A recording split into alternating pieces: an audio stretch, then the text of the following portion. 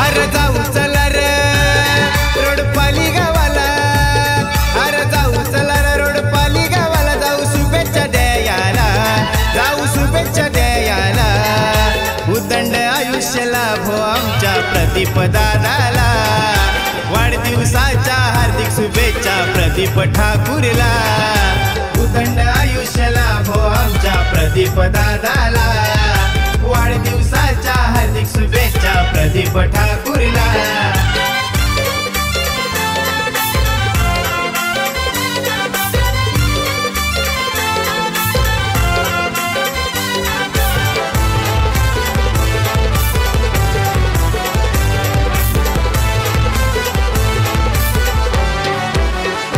शिवसेना पद हाय लई मानाचा आमच्या पनवेल तालुक्याचा, हिरा हाय रोडपाली गावाचा, प्रदीप ठाकूर या नावाचा, प्रदीप ठाकूर या नावाचा, 50वा वाढदिवस गाजताय दादांचा, दिस उंगवला सोन्याचा, आई बाबांचा आशीर्वाद त्याला, प्रदीप ठाकूर या लेकाला, श्री दत्त कृपेचा हाय आशीर्वाद त्याला, श्री दत्त कृपेचा आशीर्वाद त्याला, आमच्या प्रदीप दादाला, आमच्या प्रदीप दादाला, उदंड आयुष्य लाभो आमच्या प्रदीप ठाकूरला, वाढदिवसाच्या हार्दिक शुभेच्छा प्रदीप दादाला, उदंड आयुष्य लाभो आमच्या प्रदीप दादाला, वाढदिवसाच्या हार्दिक शुभेच्छा प्रदीप ठाकूरला।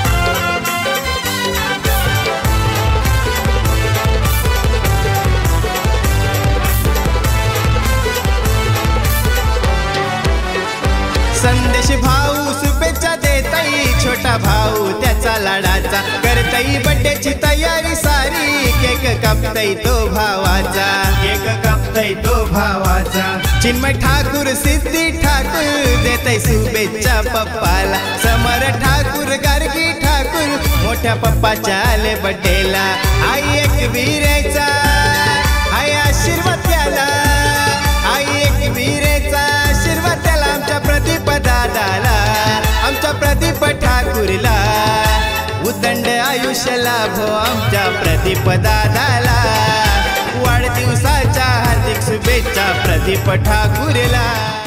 प्रथमतः प्रदीप ठाकूर हे शतायुष्य हो आणि त्यांचा आयुष्य 50 काढली ती आनंदात अशी काढली की न भूतो न भविष्य अशी त्यांनी आयुष्य लोकांमध्ये काढली, लोकांचा जीवन, लोकांचा प्रवास, त्यांचा स्वतःचा प्रवास चांगल्या याच्याने गेलाय आणि आताची पुढची 50-27 पुढची चांगल्याच्याने आयुष्यात जावं ही मी ईश्वर चरणी त्याला प्रार्थना देतो आणि त्याला मी शुभेच्छा देतो। त्याच्यामुळं आज हा जन समुदाय जो आज आला त्याला भेटण्यासाठी हीच त्यांची खरी पोचपावती आणि हेच त्यांचं खरं प्रेम आणि हेच त्यांना त्यांच्या आयुष्यातल्या शुभेच्छा। जो ज्याचा वाढदिवस आहे तो कुठेतरी राजकारणामध्ये सुद्धा, समाजामध्ये सुद्धा, राजकीय हेतून तो 2 पावलं पुढे आहे, म्हणून लोकांचं हा इलेक्शन पिरियड असताना, प्रचार असताना सुद्धा अशा व्यक्तीला भेटायला येणं हे म्हणजे एक त्याच्या नशिबातलं मोठं म्हणजे भाग्य आहे आणि हेच भाग्य त्यांना पूर्ण आयुष्य लाभो। ठाकूर साहेब माझ्या बरोबर आल्यापासून माझ्या लहान भावासारखं आहे आणि माझे स्वतः आमचे 3 मंदिर आहेत, इथे त्यांचं एक 4थं मंदिर दत्त मंदिर आहे, पण त्यांना भगवंताचा आणि जेव्हा त्यांच्या दत्ताची ज्या टायमाला प्रार्थना करतात, देवाची पूजा करतात, रोजची त्यांचे 1-1.5 तास पूजा असते आणि ह्या माझ्या अज्ञात म्हणजे काय ते जेवढं सांगू शकतील ते मला वाटत नाही एवढं आपल्या मित्र परिवार मध्ये कोण सांगतील, कारण मला त्याचा चांगला अभ्यास आहे। तुम्हाला काय सांगितलं की 50 वर्ष त्याने अशी काढली की समाजामध्ये, जनतेमध्ये, लोकांमध्ये आणि हाऊस मौज करून काढली की 50 वर्षाचा माणूस दिसत नाही, तर 25 वर्षाचा दिसतो. आणखी 50 वर्ष ही पुढचे आयुष्य, शतायुष्य हे अशीच जातील ही ईश्वराला चरणी प्रार्थना करतो. प्रथमतः सर्व आलेल्या माझ्या हितचिंतक, सर्व राजकीय क्षेत्रातली नाविन्यपूर्ण अशी लोक आज माझ्या 50व्या वाढदिवसानिमित्त आज रोडपल्ली इथे आले.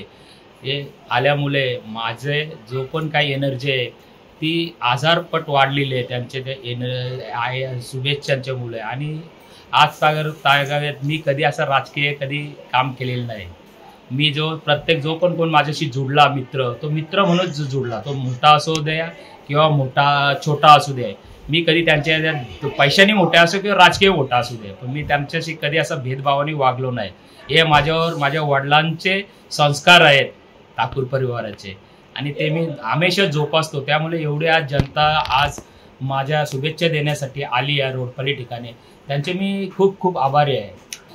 जो आता लॉकडाऊन झालेलं आहे आणि लॉकडाऊनमध्ये आम्ही श्री दत्त मंदिर चॅरिटेबल ट्रस्टच्या माध्यमातून गरजू लोकांसाठी जे अत्यंत गरीब होते त्यांना अन्नदान स्वरूपाने धान्य, कपडे वाटप आम्ही केले. आणि त्या गोष्टीचा आपण जे दान देतो त्याचा कुठं गवगव करून त्या गोष्टीचा काय फायदा नसतो. आणि आमच्यावर संस्कार आहेत वारकरी क्षेत्रातले, त्याच्यामुळं ते आम्ही दिखाऊपणा कुठली मी किंवा माझ्या परिवाराने केली नाही, कारण आम्ही खानदानीमध्ये ठाकूर खानदानीमध्ये बोलतो.